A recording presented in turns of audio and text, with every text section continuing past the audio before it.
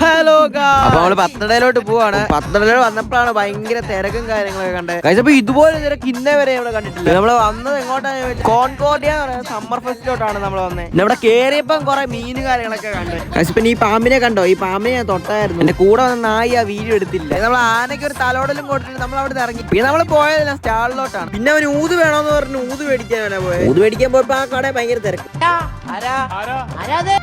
പിന്നെ ഭയങ്കര ദാഹം. വെള്ളം കുടിക്കാൻ വേണ്ടി വന്നതാണ്. പിന്നെ ഞങ്ങൾ 3 കുലുക്കി പിടിച്ചപ്പോ വിശന്നാ പിന്നെ തിന്നണോന്നാണല്ലോ. അതുകൊണ്ട് നമ്മൾ 2 പോക്കറ്റ് ഷവർമ മേടിച്ച് കഴിച്ച്. അതെല്ലാം കഴിച്ചിട്ട് നമ്മൾ പിന്നെ അവിടെ നിന്ന് ഇറങ്ങി. പിന്നെ നമ്മൾ നേരെ വന്നത് അൽബാരിസിലോട്ടാണ്. പിന്നെ കുറച്ച് എസ്തറ്റിക് ഫോട്ടോസ് എടുത്തിട്ട് നമ്മൾ കഴിക്കാം. അതെല്ലാം കഴിഞ്ഞ് നമ്മൾ ആദ്യം എടുത്തത് ഒരു കുമ്പൂച്ചയാണ്. കുമ്പൂച്ച നൈസ് സാധനമാണ്.